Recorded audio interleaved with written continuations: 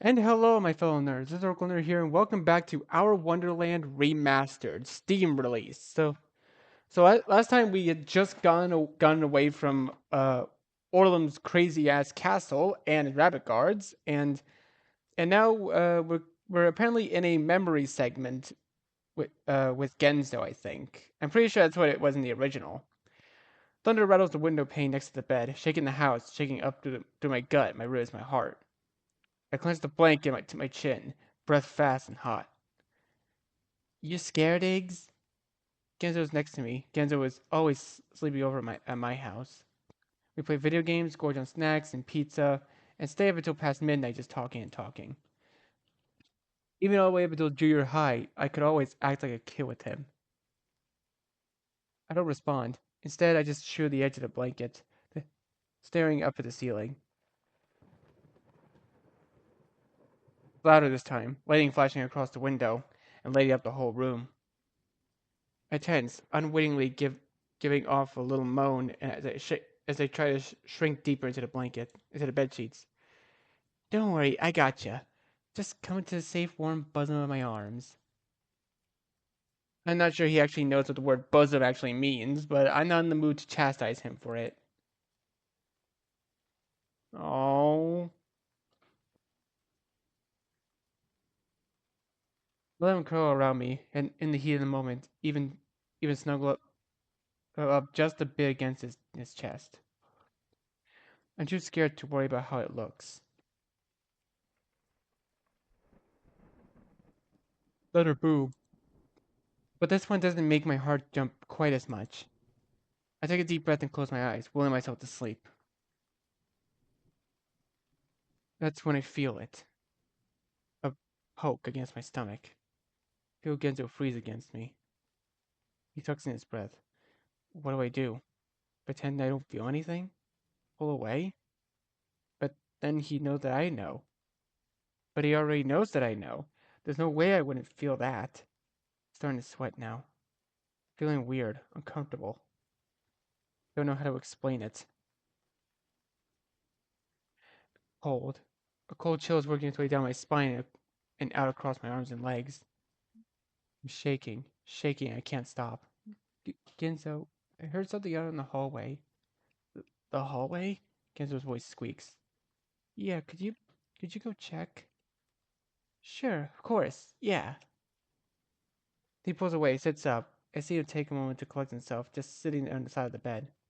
Finally, he stands up. I'm gonna go check for you. Thanks. I feel shaking, but but the feeling is starting to leave. The tightness in my chest loosening.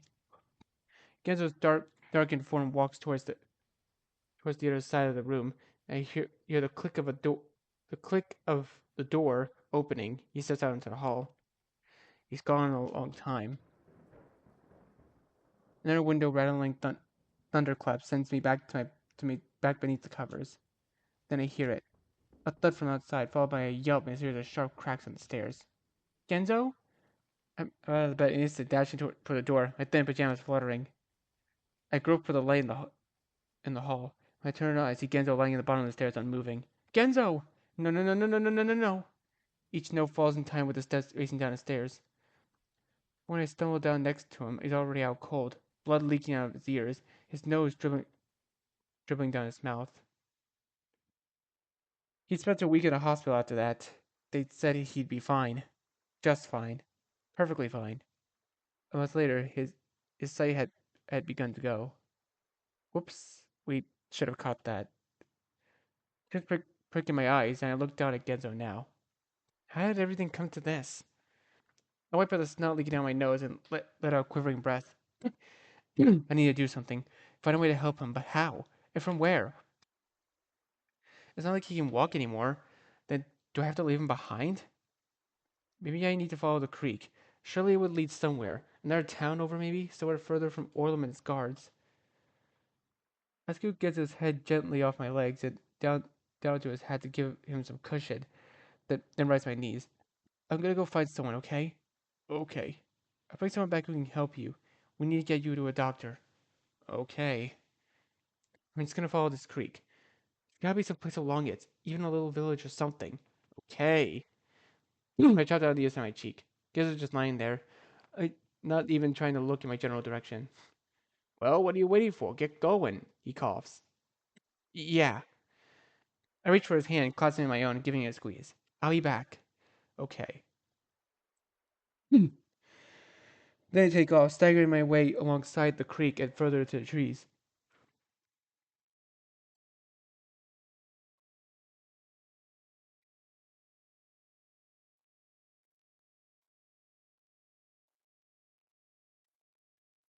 I trudge further and further into the woods, following the creek, following the winding path through the trees, through the brush, over the rocks and pebbles, and silt and clay. I stumble, fall, press on, press forward, fast forward. Rewind? Boy, I can rewind this. Rewind everything. Back to my apartment safe and sound. Back to the barbecue, everyone alive and well.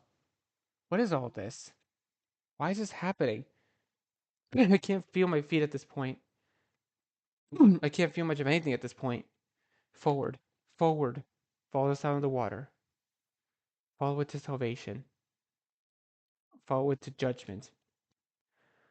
The trees are thicker now. Darker, darker sun peeking in through the dappled patterns of the current. And the air. The air feels cold, almost like I'm being watched. I turn around and check the path behind me, but there's nothing. No one. Just a damp chill in the back of my neck, curling like a leech beneath my collar and sending pinpricks of unease down my spine. It's completely still, save for a small object hanging from one of the trees up ahead. It sways ever so slightly, twisting it on its string. I approach it carefully, sense its keen, cup it in my hands. Oh, it's a little doll! A doll? Its button eyes stare up at me. Its cotton body sits limply in my palms. I let go and watch it swing back to its original position, hanging from its neck as though dropped from the gallows. Like in all of seriously, like every single horror game I play, there's always something that has to do with dolls. Like Mad Father, Ebe, friggin' Misao, Witch's House. What? And then there was also Pocket Mirror. Like, why does it always have to be dolls? Why do dolls always have to creep me out? I let it go and watch it swing back to its original position, hanging from its neck as though dropped from the gallows. It twists, dances, eyes pointed skyward. There's another one up ahead, and when I move towards it, I spot another and another. Everywhere. Spin around. They're everywhere, hanging from every tree, bodies limp, eyes lifeless. Sweat forms along my hairline, tracing my temples. My heart. Something feels like it's twisting my heart. An unbearable sadness, as though I'll never be happy again. I need to get out of here. I begin walking again, faster. I'm practically jogging now. Every second I could feel that pain stabbing in my heart, that hollow emptiness expanding inside of me. I swat at the branches and leaves, stumble over the rocks on the ground. I feel like I'm falling through a bottomless hole and everything around me is black. My foot hits a large stone angled upwards and away from the creek. I hit the dirt, shoulder throbbing and face full of grass. But more than that, the weight is gone. The clouds of sadness have receded from my heart. I blink, push myself up. It's lighter too. I've reached some sort of clearing. In the center of the clearing is a small cottage, smoke curling from its chimney. There's someone here? I push myself all the way up to my feet, looking around. Someone's chopping wood behind the cottage? Someone's here.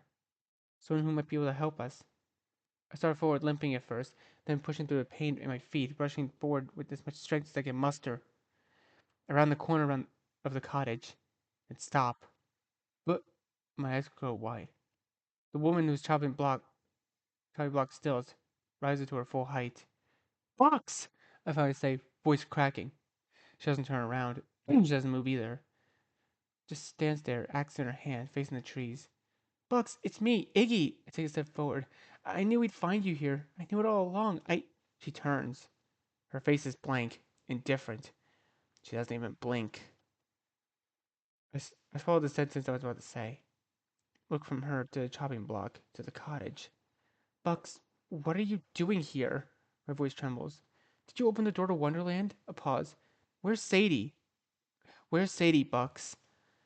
I didn't open the door, Iggy, Bucks says slowly, heavily. We all know adults like us can't open the door. Then a smile, small at first, then growing to a delightful moon-shaped curve.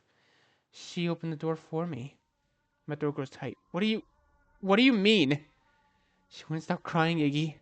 Crying and screaming and whining and screeching. I couldn't take it anymore. It was driving me crazy. Take a step back. Bucks. My voice barely a whisper. What did you do? I stopped her. I'm crying. My blood runs cold. Can't move. Can't breathe. Now look at me. It's wonderful, Iggy. Listen to that silence. She throws her back her arms. Nothing and no one to bother me. A pause. Then her gaze snaps back at me. At least there wasn't. Her face darkens. Why are you here? Did Hooner send you? He sent you, didn't he? The Bucks.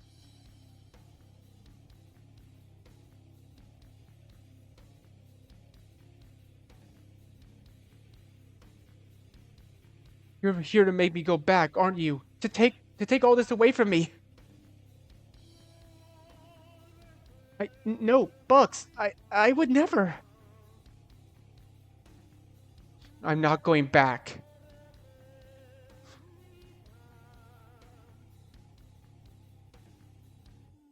I'll kill you before you can take me back.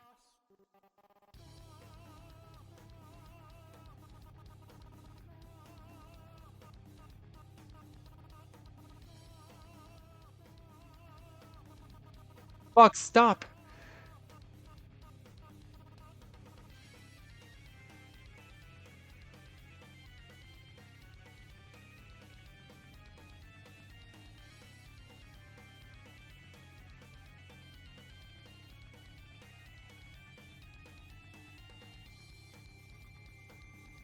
It hurts.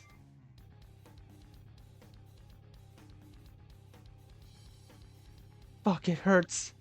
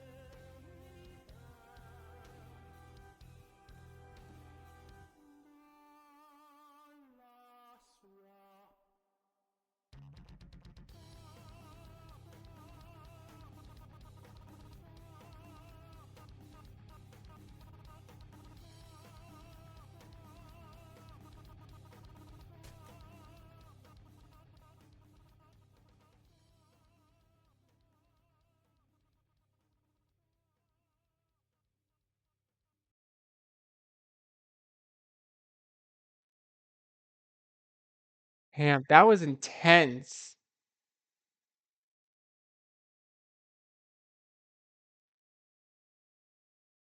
I lie there and breathe, looking up at the sky. Everything looks so gold. Nikki, my breath catches. I cough, hack, tremors running through my body. What do you want, Iggy? So gold. So fucking gold. What do you wish for more than anything else in the whole world? What do I don't know what I want. I don't. I do.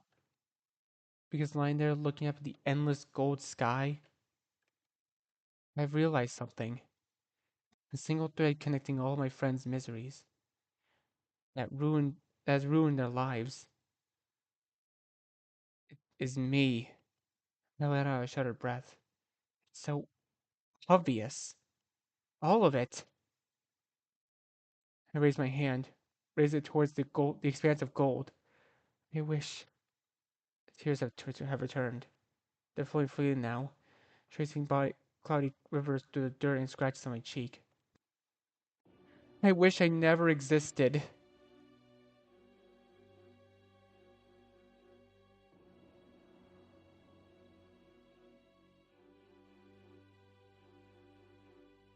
Hmm.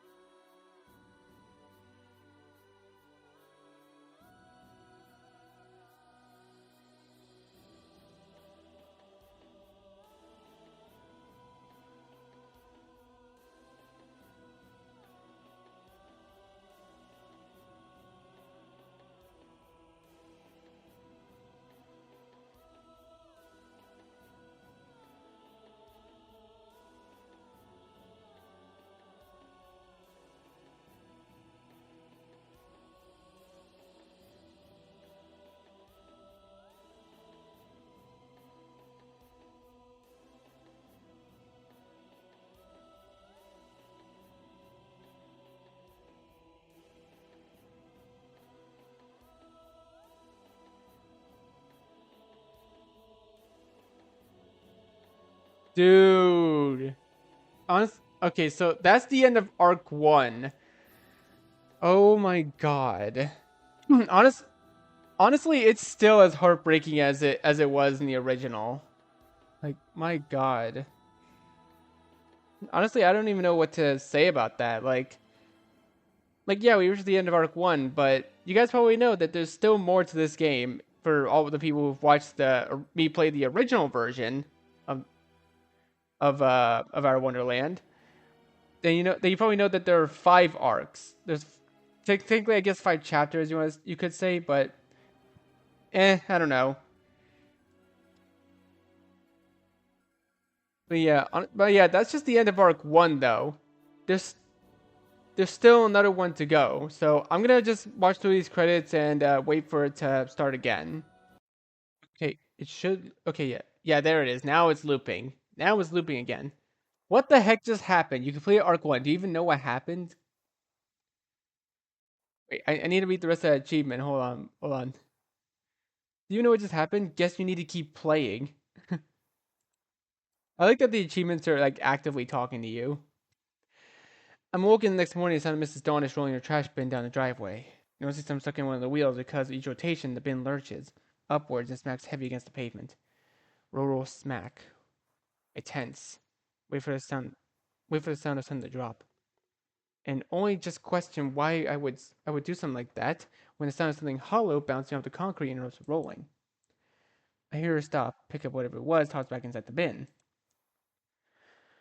I lie there for a moment, brows furrowed against my closed eyes, but ultimately I shake it off. I groan and push myself up in the bed, rub the sleep out of my eyes, look around. My room. Yes, this is my room. Same as it is every morning. Yes, how it feels like I haven't been in it in a long, long time. I chew on the inside of my cheek, letting the strange feeling of disconnection wash over me as I take the blankets. The far wall at the open bathroom door.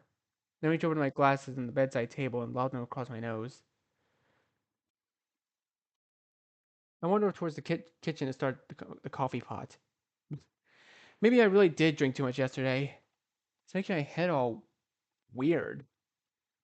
Once the coffee is percolating, I empty the last of my chocolate rice snappers into a bowl and take to it like soup. I pause a moment mid slurp and look around again. Why does it feel so strange? Why is this morning sun shining in at the exact angle send a chill down my spine and butterflies through my belly? I shake my head. I don't have time for this. I finish up the snappers and head for the bathroom. I look awful, but then again, when don't I? I hook a finger around the corner of my mouth and pull my lip back to observe the damage to my back filling. Yep, still about to pop. Still need to get those wisdom teeth looked at.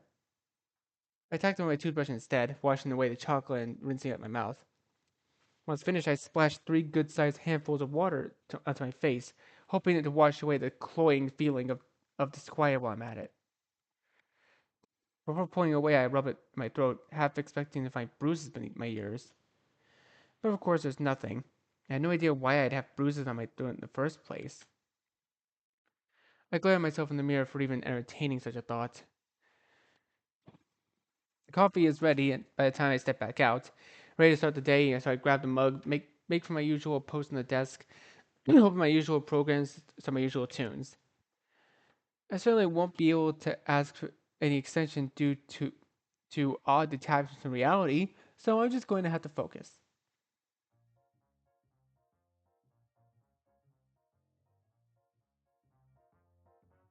3 cups of coffee and 1 granola bar to readjust my legs later, I've reached my groove.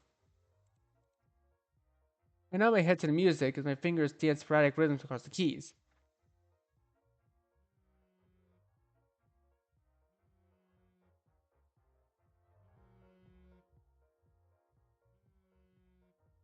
I'm so focused I don't even notice my phone buzzing until it's about to switch over to voicemail.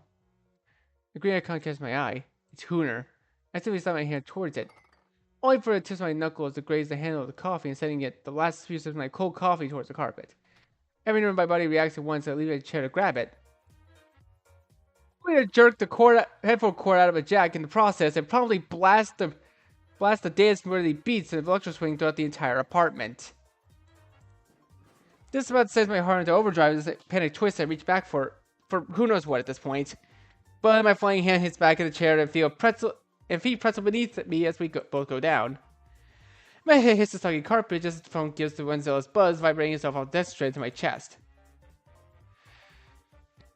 I pick it up just as it beeps to tell me I have a new message. For fuck's sake. Hooner, why did you have to... I stop. How did I know it's Hooner? I finally look at the phone and sure enough, the name's on the caller ID. Weird. And weirder still because I don't think he's ever called me before. I click the music off and tap the readout button, balancing it from between my ear and his shoulder as I sit blotting the carpet with a pair of towels. Phone rings twice, then connects. Hey, sorry I missed your call. What's up? Paper towel is soaked at this point. But the sound that comes through the receiver isn't what I expected. Sobs, hairy sniffle, a cough. Cooner, he's crying. Iggy? I pause, my carpet cleaning administrations. Cooner, what's wrong? Pause, then, is it Bucks? This somehow triggers another call from Hooner. She's gone, Iggy. I don't know where or what. Hiccup. What happened? I woke up this morning and she was gone. There's no note, nothing. This starts a fresh new wave of sobs. Iggy, she took Sadie. Both of them. They're just gone. I called and I called and I called. I suddenly fall back to my rear end. This all feels too familiar. I shake my head, trying to collect my thoughts. You're sure she didn't say anything last night, or what about an appointment? Anything on the calendar? Maybe you just forgot. Whose voice shakes. There's nothing. I would have known, and besides, the car is still in the garage. He pauses. I can hear him swallow. Iggy, I'm scared. You haven't heard from her, have you? Or did she say anything last night? Anything strange? I run hand through my hair. I haven't heard from her since last night. She seemed normal, I guess. I don't know. Nothing stood out to me. She she wouldn't stop crying, Iggy. I spin around. That voice. It sounded so real. I've already reached out to everyone else. No one's heard from her. I hear Hooner sniff through the phone. It's been hours now. I don't know what to do. I rub at my face, my eyes trying to stay focused on Hooner. It's, Bugs. It's probably she just forgot to tell you about something. I'm sure I'm sure there's a perfectly reasonable explanation for it. Nurse sniff. The line is quiet for a moment. Then Salt's whisper. Yeah. You'll be fine, okay? Just keep trying her. Yeah. The line goes dead. I blink. Hooner? There's no response. He must have hung up. I just sit there for a moment, staring at the far wall. My chest feels strangely light. That tingling sensation of disquietude gnawing at the base of my neck is growing, branching out like an electric spider web on my skin. I push myself back to my feet, carry the soggy paper towel wads to the trash can in the kitchen. They fall atop my empty fruit snack box with a wet thwap. As I watch the dribbles of coffee descend down the mouths of sharks decorating like the front like their blood in their latest kill, something pings in my head. I need to do something. Do something? Do what? Maybe I could change things. Change what?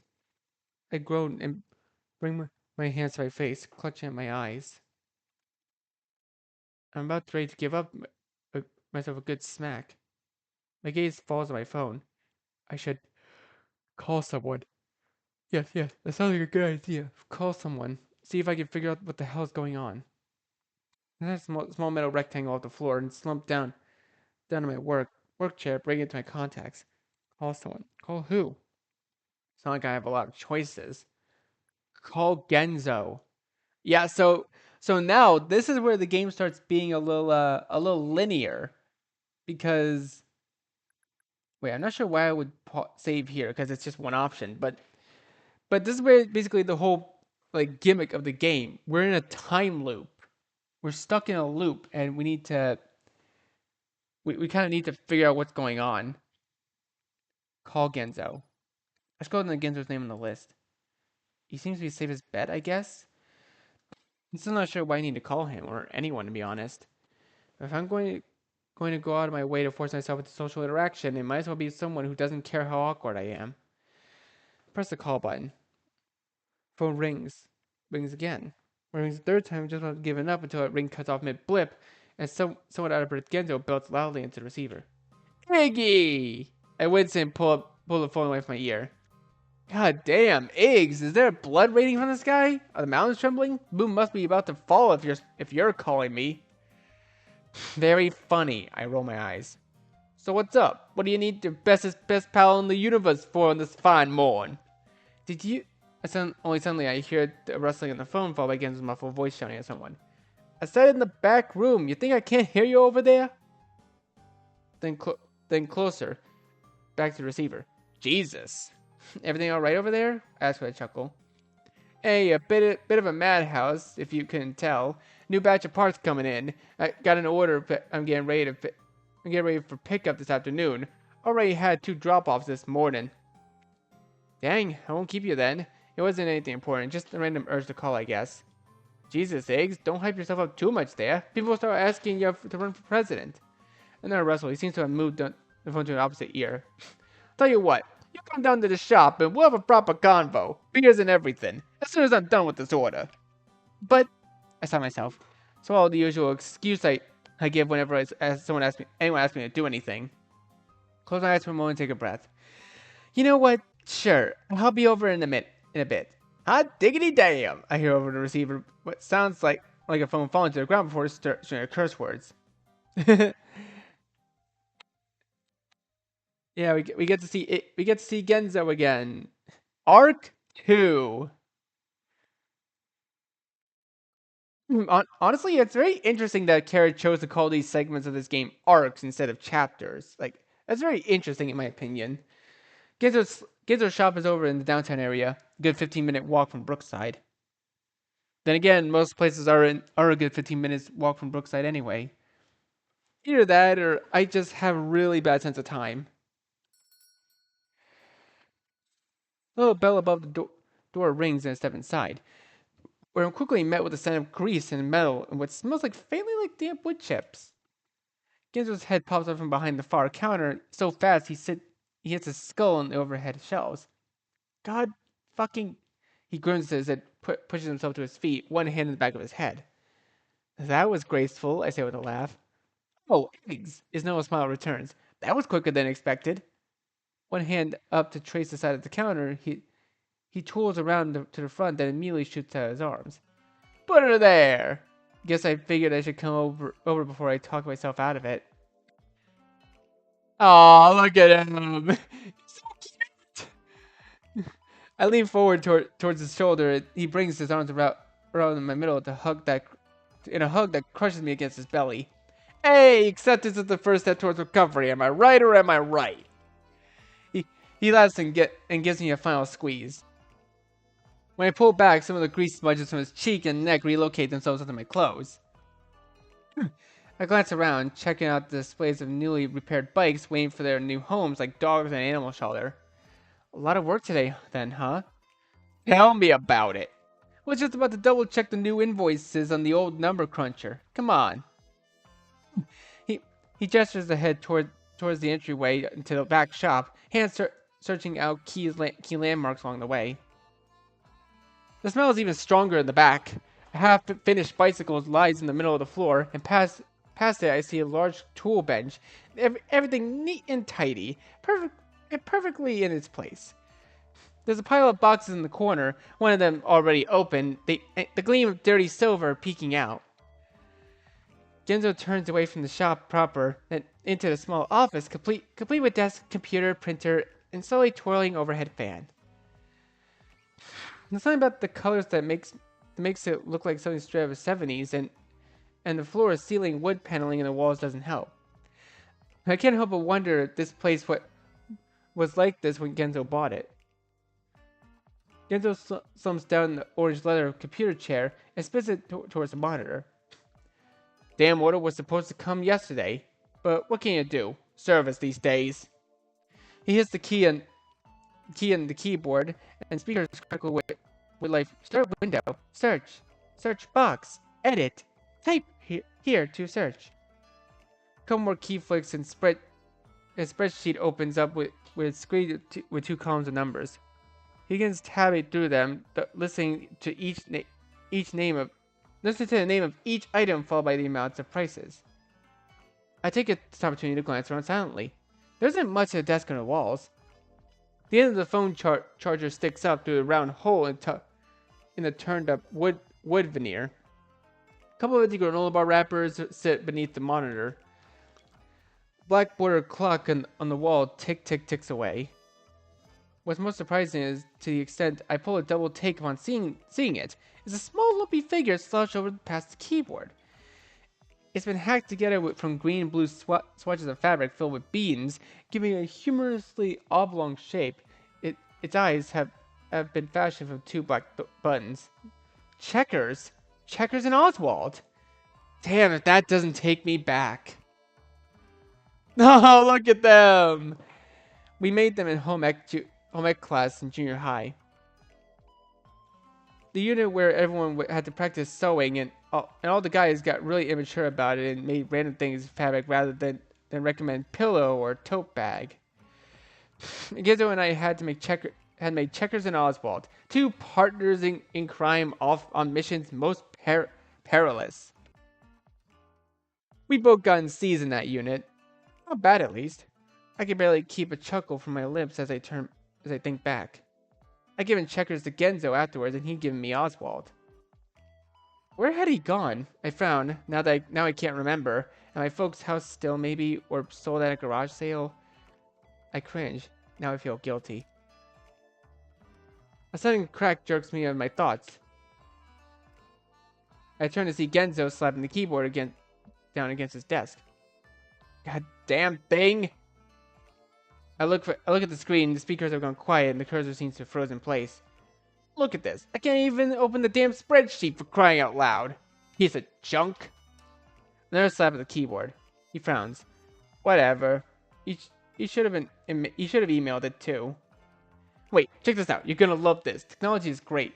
He yanks his phone out of his pocket and brings it below his chin. Hey, Google, read my email. As a sprightly male British voice springs forth from the speaker. No problem. You have 2 new emails. First email, Walbu Pharmacy. Reminder, your prescription number 92871, Burpin HCI 150 milligrams. Stop reading, stop reading! Genzo jabs the power button of his phone until the voice stops. He laughs and bites on his lip. Bupropion? I raise a brow. Isn't that an antidote? That I realize I'm saying and let the words out of my lips. Genzo grins sheepishly, turns his head away. He runs his hand through his hair beneath his cap. Hey, I mean, you know how it is. A laugh. Sometimes the nights get kind of long. I press my lips together. Suddenly, I'm very, very happy that Genzo can't see the look on my face, nor the stone tumbling around in my gut. Anyway, what the fuck are we just sitting around here for? Come on, there's half-finished velocipede out there that needs a little TLC from yours truly before its proud parent comes back afternoon. Lend me a hand? Sure, no problem. I take a step back as Genzo maneuvers around the desk and then back to the door of the shop. He pauses only momentarily to slap the top frame of the door on his way out. It's been a long time since I've watched Genzo work. It's still impressive now as it was back then. Oh my god, look at them! Dude, honestly, I really love this frame. Like, this frame right here is by far my favorite. He's just chilling, repairing bikes. His hand barely needs to touch the frame before his fingers find what they're looking for. Then it's a twist here and a tug there. All the parts he needs laid out in a circle around his little stool, ready to be changed out and popped into place. Then it's hammered out, spokes unbent, broken chains replaced. Every tool he needs is in its customary place in his apron, ready to be slipped out at the moment's notice, held fast between his lips, and he frowns at something beneath his fingers. He has me hold one of the wheel frames to keep it from falling, though I'm sure it's only to give me something to do and not feel completely useless. Then he sends me a new box of parts to find what he calls a derailleur, but of which I'm only able to find after he tells me to look for the mechanical seahorse. Once the new chain is back on, it's time for the front wheel to do its job to hold it again. Despite the bike stand sitting right next to us, seemingly primed for the exact purpose. None like the human touch. Genzo assures me and gives my knee a motivating pat through the frame. By this point, both of our faces and hands are streaked with grease. Genzo's from actually getting up close and personal with the feisty two-wheeler. Mine because I forget about the grease in my hands and give the face a big old swipe to massage a tingling itch on my nose. The wheel goes on easily and the chain connected. A few pumps of air into the tires lays the final touch. The bike is good to go, standing tall and proud. Kid takes a rag of the frame, wiping away potential grease stains that may have been left behind. Take it for a test spin? He stands up, turning the rag to his own hands. Can't really do the honors myself. I look down on the bike, then up at Genzo. I haven't stepped foot on a bike in years. I'm not sure it's such a good idea. Oh, okay, well, I don't really know. I'm not sure if this choice matters at all, but I'm going to go ahead and leave this video here for now. So, thank you guys so much for watching. Be sure to leave a like, comment what you think, share this video with your friends, and be sure to subscribe and click the bell so you don't miss a single notification. I'll see all of you in the next video. Goodbye!